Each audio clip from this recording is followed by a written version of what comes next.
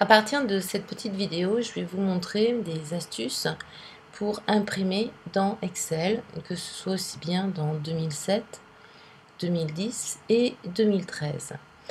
Donc j'ai un tableau qui est présent sur cette feuille. Donc si je veux un aperçu avant impression, donc je vais aller dans Fichier, je vais lui demander Imprimer. Et au niveau de l'aperçu, il me donne ce tout petit affichage. Alors, c'est pas très pratique en fait, parce que c'est fait mini rikiki. Même si je clique sur cette petite icône en bas de l'écran au-dessus de la pendule, donc zoom sur la page, vous voyez, j'ai pas tous mes éléments, enfin, ça manque de confort. Alors, dans la version 2007, on avait une fenêtre entière qui s'affichait afin de faire un aperçu plus général.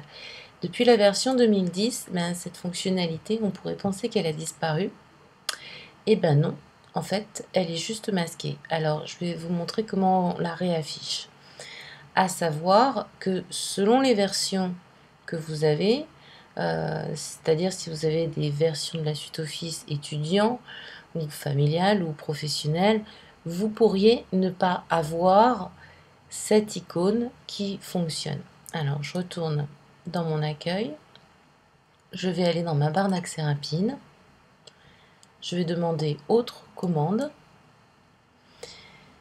Dans la fenêtre des options d'Excel, je suis bien dans la fenêtre d'options Excel, barre d'outils d'accès rapide. Dans la catégorie Choisir les commandes suivantes, là il me met commande courante. Je vais ouvrir cet onglet et lui demander toutes les commandes. Donc Excel va m'afficher aussi des commandes qui sont masquées, qui ne sont pas présentes dans les rubans. Et qui peuvent être aussi des anciennes fonctions d'Excel qui ne sont plus trop utilisées. Alors, je vais aller chercher ma fonction qui s'appelle aperçu avant impression. Mais aperçu avant impression, plein écran. Je sélectionne, donc je le mets en surbrillance, et je clique sur Ajouter à ma barre d'accès rapide. Je dis OK. Donc à présent, j'ai cette petite icône qui est venue s'afficher dans la barre d'outils d'accès rapide d'Excel. Je clique dessus. Et donc là, vous pouvez constater que je n'ai plus le menu de l'écran Backstage sur le côté, mais au contraire que j'ai des outils qui sont mis à disposition uniquement pour gérer mon impression. Et d'ailleurs, j'ai la loupe qui est activée et ça me permet de zoomer sur ma zone à imprimer. Je peux directement choisir d'imprimer ma feuille telle qu'elle ou d'aller dans les outils de mise en page, donc pour définir son orientation, son pourcentage d'impression, est-ce que je vais être obligé de le réduire ou est-ce qu'au contraire je peux imprimer en plus gros pour que ça s'imprime correctement sur ma feuille A4? Est-ce que je détermine d'ajuster la taille à ma feuille? Donc tout ça, ce sont des choix que vous devrez déterminer, ainsi que le format du papier qui, en général, est souvent A4. J'ai aussi un onglet Marge. Alors, cet onglet-là va me permettre de définir à Excel quel est le blanc tournant que je vais laisser sur la feuille qui sera imprimée. Donc là, j'ai actuellement un blanc tournant de 1,4 en haut, de 1,4 en bas, de 2 à gauche, de 2 à droite. Ça correspond aux marges. Et j'ai aussi un espace qui a été défini pour l'entête et pour mon pied de page. Vous savez, pour la numérotation des feuilles ou également pour mettre un logo d'entreprise. Dans cet onglet marge, je peux demander à Excel de centrer horizontalement ma page ainsi que de la centrer verticalement. Parfois, c'est pas très pratique, donc il vaut mieux la laisser, surtout sur des tableaux qui peuvent être un peu grands, alignés en haut à gauche par rapport à la feuille, mais tout en respectant une marge raisonnable. En-tête et pied de page. Alors, je pourrais très facilement gérer les en-têtes et pieds de page de cette façon-là dans Excel. On retrouve la même boîte de dialogue qu'on avait également dans 2003. Donc aucun changement entre 2003, 2006, 2007, 2010 et 2013. Ils ont laissé cette fonction à disponibilité. Mais je vais vous montrer qu'il y a une autre façon de le faire. Alors, je clique sur En-tête personnalisée. Donc, dans la partie gauche, je peux saisir du texte, mon tableau. Ips. Alors, je vais effacer ça. Donc, mon tableau. Si je me mets dans la partie centrale, le texte sera aligné au centre. Donc, je peux demander à voir le nom de mon classeur. Et dans la partie droite, voyez mon curseur ici clignote à droite. Donc Excel détermine que quand je suis dans la partie gauche, il aligne le texte à gauche, au centre, il le centre, et à droite, il l'aligne à droite. Rien de bien sorcier. Donc à droite, je pourrais choisir d'avoir le nom de ma feuille. Et je lui dis OK. En pied de page, pareil, je peux lui demander pied de page personnalisé. Donc je peux définir un texte manuellement, mais je pourrais aussi choisir autre chose. Mais ce qui est intéressant, que le texte, je peux également déterminer sa mise en forme, changer sa police, sa graisse, sa couleur, sa taille. Et je dis OK. Vous voyez, il a pris les attributs que j'ai définis. Je peux insérer la date. Alors je vais l'enlever pour vous montrer par cette petite icône représentative de calendrier. Et ici, je peux également insérer donc un numéro de page. Et ce qui peut être intéressant, c'est de dire sur combien de pages. Alors, Excel, lui, il intègre toujours son petit code à lui. Le est commercial, page. Donc là, je vais mettre un espace. Je vais écrire sur, espace. Et je vais lui demander d'insérer le nombre de pages total de ma feuille. Enfin, des feuilles qui seront imprimées. Et je dis OK. Et vous voyez, Excel a retranscrit 1 sur 1, la date, et a mis en forme le texte qui était saisi précédemment. Alors maintenant, on va aller voir l'onglet Feuilles. Alors, l'onglet Feuilles, il est très intéressant, surtout lorsque l'on veut répéter les lignes d'en-tête de colonne, donc les lignes de haut, et répéter les colonnes à gauche, les intitulés des colonnes à gauche. Ce qui se met à côté de tous les numéros de ligne en fait. Donc ça pourrait être Evian, Vitel, Volvic, etc. Donc ça c'est colonne à répéter à gauche. Par contre, ce qui peut être ligne à répéter en haut, ça va être marque, avril, mai, juin, total, etc. Si cette feuille devait s'imprimer, ou ce tableau devait s'imprimer sur plusieurs feuilles, il pourrait être intéressant de récupérer sur chacune de feuilles ce qu'on peut appeler les étiquettes de colonnes, mais également les en-têtes de tableau, également appelés les champs. Donc on peut donner beaucoup de noms à ces intitulés-là, en fait. Mais par contre, vous voyez, j'ai pas accès à la zone pour définir quelle est la partie que je vais imprimer. Donc, je vais y en venir. Les options vont me servir uniquement à intervenir sur les options de mon imprimante. Donc, je fais annuler. Je fais OK. Je ferme mon aperçu. Et je vais donc vous montrer comment procéder. Alors, je vais aller sur un tableau beaucoup plus grand.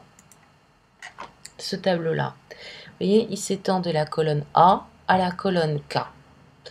J'ai du texte dans des cellules qui sont un petit peu mangées, en tout cas, c'est pas très lisible, ainsi que dans des cellules qui se trouvent à ce niveau-là.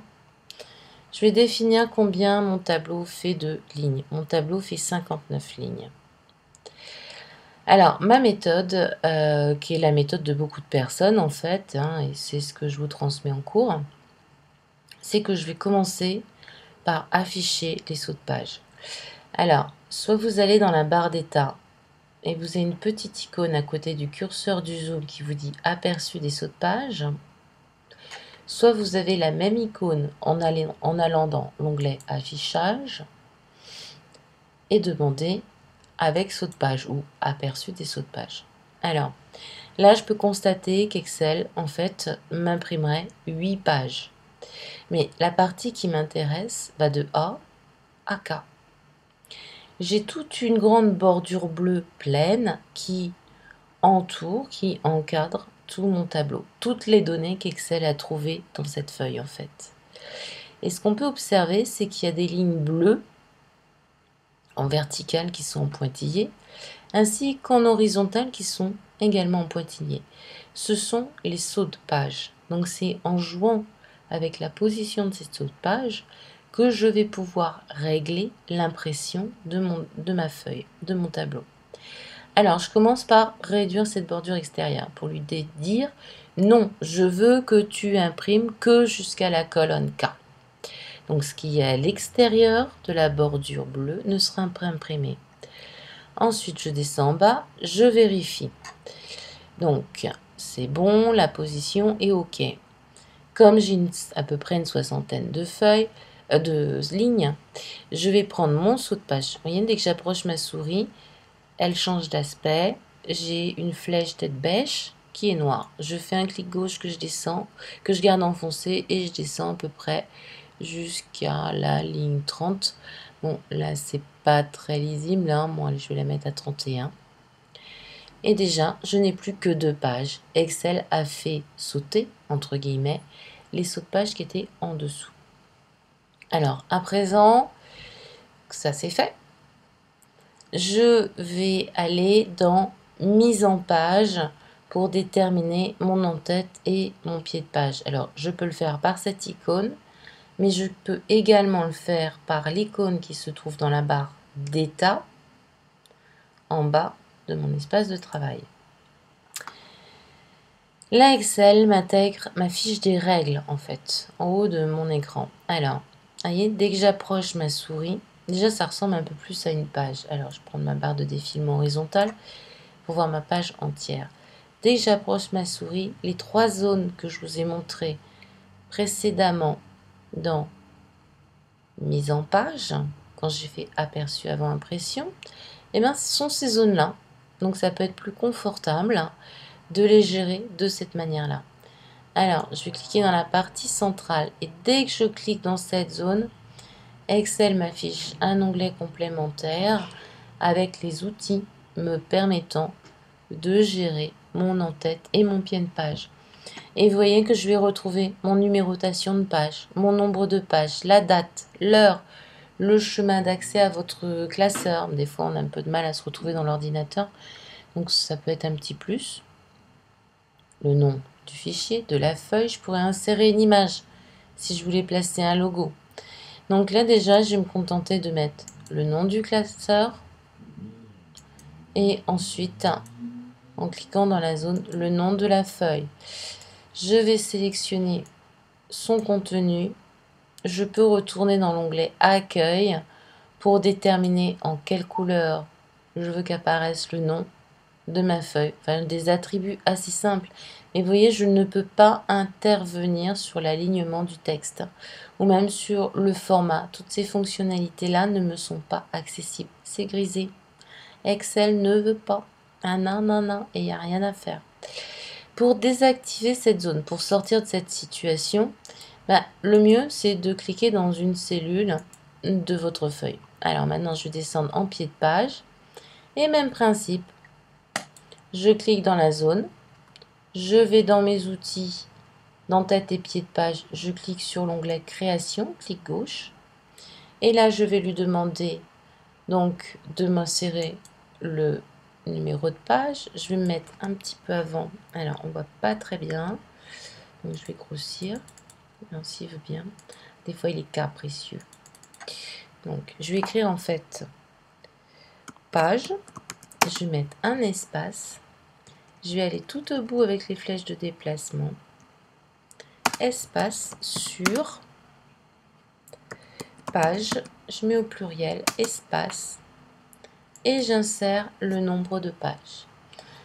Je n'ai plus pour qu'à quitter cette zone. Cliquer dans une cellule à l'extérieur. Je peux revenir en affichage normal par cette petite icône ou par l'onglet affichage normal. Alors, est-ce qu'Excel a fait bouger mes sauts de page? On va tout de suite vérifier. Non, il me les a gardés en place. Parce que c'est le genre de plaisanterie qu'il peut vous faire. Donc maintenant, je vais aller dans l'onglet Mise en page. Et comme je veux que mes en-têtes de colonne s'impriment également sur ma feuille 2, je passe par imprimer les titres. Et là, oh miracle magique, Excel rend ces champs, ces 3 zones accessibles. Alors, zone d'impression, il l'a déterminée. Donc, je pars de la cellule K A1 jusqu'à la cellule K 59. Donc, je suis bien en K. Ma bordure est bien en K. Et on a identifié tout à l'heure que la dernière ligne, c'était 59. Ligne à répéter en haut, eh bien, c'est ma ligne 1. Donc, je clique sur le 1 qui est en extérieur de mon tableau. Et là, Excel me fait une sélection complète, toute la ligne sur les 16 000 colonnes. Mais ça n'a aucune importance en fait, parce qu'il arrêtera son impression à la bordure bleue. Ensuite, vous pourriez vouloir que ce ne soit pas la ligne 1, mais que votre en-tête à répéter soit sur la ligne 3. Eh bien, il suffit simplement de refaire cette opération pour lui déterminer c'est mon en-tête. Et Excel le comprendra. Donc, en l'occurrence, moi, c'est ligne 1. Dans cet onglet, ce qui peut être également intéressant pour vous, c'est demander à Excel d'imprimer également les en-têtes de lignes et de colonnes. Alors, qu'est-ce que ça veut dire par là? Eh bien, ça veut dire qu'Excel vous imprimera les lettres qui correspondent aux colonnes dans votre classeur Excel, ainsi que les lignes, ce qui peut permettre, lorsque vous avez des pointages à faire, de vous y retrouver beaucoup plus facilement si vous avez des modifs à faire ensuite dans votre classeur. Autre point important, c'est l'orientation donc de l'impression. Là, cette petite flèche verte, là, ça descend, ça remonte, ça redescend, on se croirait sur un manège. Eh bien, c'est juste pour vous indiquer le sens d'impression qu'Excel fera par rapport au nombre de pages. Alors, selon le type de tableau que vous avez, eh bien, ça peut déborder. Votre tableau, il peut faire plusieurs colonnes. Là, j'en ai pas beaucoup, mais ça peut aller plus loin. Donc, vous pourriez avoir intérêt de lui dire imprimer à droite, tac, tac, tac, tac, tac, tac, et puis de descendre et de recommencer. Donc, ça tout dépend de vous et de votre organisation de travail. Alors, je me remets vers le bas, puis vers la droite. Alors, un petit coup à page, je suis à 56%. Marge, donc là, vous voyez, je ne suis pas alignée en horizontal et en vertical. En tête et pied de page, il a bien pris mes paramètres, ainsi que ce que j'ai saisi tout à l'heure en affichage mise en page. Donc, si je lui dis aperçu ici, je me retrouve avec ce type d'aperçu qui n'est pas très agréable. Et là, vous voyez, je suis sur 3 pages. Donc, je vais retourner dans mon accueil, mon niveau fichier, et je vais aller utiliser ma petite icône que j'ai mis tout à l'heure dans la barre d'accès rapide. Donc là, je demande à Excel de m'afficher les marges. Déjà, première chose. Deuxième chose, j'ai accès IPS au zoom. Zoom avant. Donc je peux y voir un petit peu plus clair dans mon tableau. Il s'est bien arrêté à la colonne K, mais c'est pas très agréable en lisibilité. Donc je vais agrandir certaines colonnes. Et il me le prend très bien, j'ai aucun souci. Alors, il est préférable que vous preniez ces petits points de repérage qui sont affichés, je vous le redis, par afficher les marges. Mais en les bougeant, vous modifiez aussi la largeur de vos colonnes dans votre feuille. Prenez l'habitude de le faire en partant toujours de la gauche vers la droite, dans le sens de la lecture. Sinon, vous pourriez également avoir des soucis pour rattraper des colonnes qui seraient sorties de votre gabarit de feuille. Alors, qu'est-ce que je peux encore agrandir? Celui-là, je peux agrandir. Celui-là, je peux agrandir aussi. Là, ce serait quand même mieux de tout avoir sur une seule ligne. Donc, je fais un petit tour d'horizon. Et déjà, vous voyez, j'arrive presque au bout. Et j'ai combien de pages? Alors, où est-ce qu'il va me dire ça? Je prends ma barre de défilement. Et ben là, j'ai 2 pages, 3 pages. Donc, vous voyez, c'est une petite histoire de saut de page, en fait, hein. Donc, ben, je vais pouvoir ajuster également donc, mon saut de page. Donc, je vais le modifier dans mon classeur. Qu'est-ce que c'est? La ligne 31, en fait. Donc, il faudrait que je coupe à la ligne 30. Si je descends, je descends, je descends avec la roulette de ma souris. Aperçu. Ah oui, je suis sur une page sur 3 pages. Alors, je ferme l'aperçu et je vais modifier. Et ben voilà l'explication. Je vous disais qu'il nous faisait des blagues. Il m'a rajouté un saut de page. C'est pour ça que ma ligne 31, et ben je l'ai sur une autre page. Donc je descends au niveau de ma coupure. Et là, j'ai plus que 2 pages. Je retourne dans mon aperçu. Je vais réduire un peu mon zoom. Et donc là, j'ai bien une page sur 2 pages. Et je vais pouvoir de nouveau ajuster en fait la largeur de mes colonnes pour une lisibilité de mon tableau de façon beaucoup plus agréable lorsque je vais l'imprimer. Parce que si je suis obligée de prendre une loupe pour lire ce qu'il y a dans le tableau, ben, ça me manque un peu de confort quand même, hein. Donc là, je suis sur la page 1. Et puis ben, sur la page 2, ça a l'air de pas trop mal se passer non plus. Donc je vais prendre ma barre de défilement horizontale pour recentrer tout ça. J'ai bien mon nom de classeur, le nom de ma feuille. Tout a l'air quand même lisible, même si c'est un peu petit là. Ah, bah cette colonne, je pourrais l'élargir, tiens donc, puisque j'ai encore un peu de place. Voilà, je suis presque au centre. Est-ce que c'est plus agréable au niveau de la lecture? Ça a l'air. Je suis passée à la... Ah, je suis déjà en page 2. Donc, je vais revenir à la page précédente, donc page 1. Bien voilà, ben, je n'ai plus qu'à décaler un petit peu ma marge, histoire d'ajuster le blanc tournant. Vous voyez, ça se passe tout en douceur. Donc là, je suis dans mon gabarit de feuilles A4. J'aurai plus qu'à lancer l'impression pour imprimer donc mon tableau Excel sur 2 pages.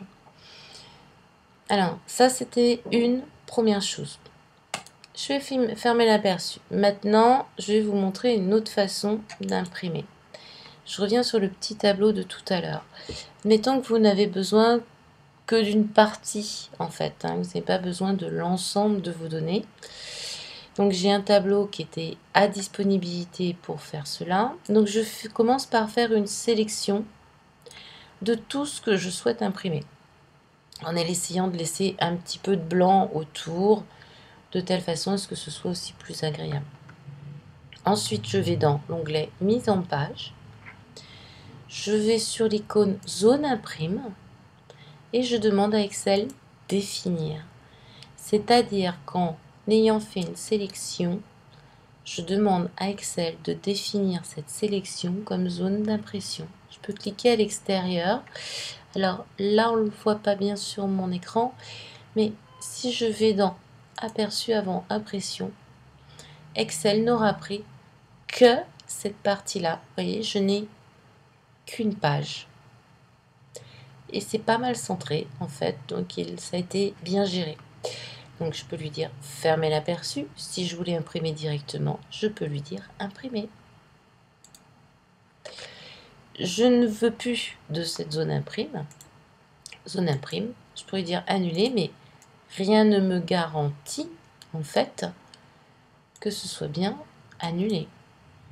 Alors, je vous conseille quand même, selon votre version et la qualité de l'affichage de votre écran, de mettre, pour vous repérer, une petite bordure extérieure fine. Comme ça, ça vous donne des repères également, hein. Donc, si je retourne dans Aperçu, vous voyez, là j'ai enlevé ma zone imprime. On ne le voyait pas. Et vous voyez, il va chercher tout partout. Il va essayer de tout m'ajuster. Alors, je referme. Je redéfinis ma sélection. Mise en page, zone imprime, définir. Je vais voir ce que ça donne. Aperçu avant, pression plein écran. Et ben là, ça se passe plutôt bien. Et il n'a défini que ce que j'ai sélectionné. Voilà pour ce petit tuto vidéo. Donc j'espère que ça vous aidera à revoir les manipulations pour imprimer dans Excel, à savoir que dans Excel, on ne peut pas imprimer une page sur deux. Vous ne pouvez pas lui demander, je vais imprimer la page 1, puis la page 3, puis tu passeras à la 7, et puis tu me feras la 8, et tu passeras à la 10. Non, non, non, non, non, c'est pas possible, ça marche pas. Vous serez obligé de les imprimer individuellement, voilà, à l'unité.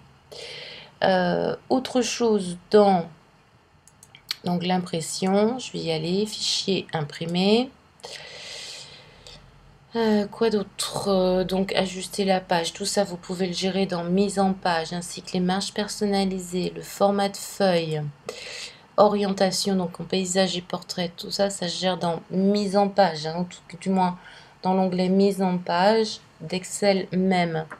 Mais vous voyez, là j'ai imprimé les feuilles actives, imprimé le classeur entier, imprimer la sélection, ignorer la zone d'impression. La zone d'impression, c'est toute ma bordure, hein, ce que j'ai sélectionné tout à l'heure.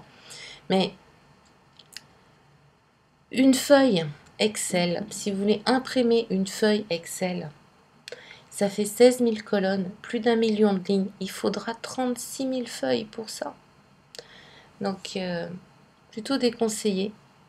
Faites attention à ce que vous allez imprimer. Et là, bah, vous voyez, j'ai page à page. Je ne peux pas lui dire celle-là jusqu'à celle, puis celle-là, puis celle-là. Il me dit de telle page jusqu'à telle page. Donc on se retrouve un peu embêté avec ça. Je pense que Microsoft aurait pu faire un effort, mais en tout cas, s'il y a une astuce, je ne la connais pas. Et si vous la connaissez, n'hésitez pas à poster un commentaire sur cette vidéo. Cette astuce sera bienvenue et elle aidera beaucoup de personnes. Bon, c'est pas parce qu'on est formateur qu'on sait tout. On peut des fois aussi apprendre, à apprendre de ses stagiaires. En tout cas, moi, c'est ma philosophie et ma déontologie. Donc, c'est un échange. Ce n'est pas de l'enseignement, en tout cas dans mon cas. Donc, bon courage avec cette vidéo et exercez-vous avec les classeurs que je vous ai mis à disposition pendant notre cours. Et puis, je vous dis à très bientôt pour une prochaine vidéo.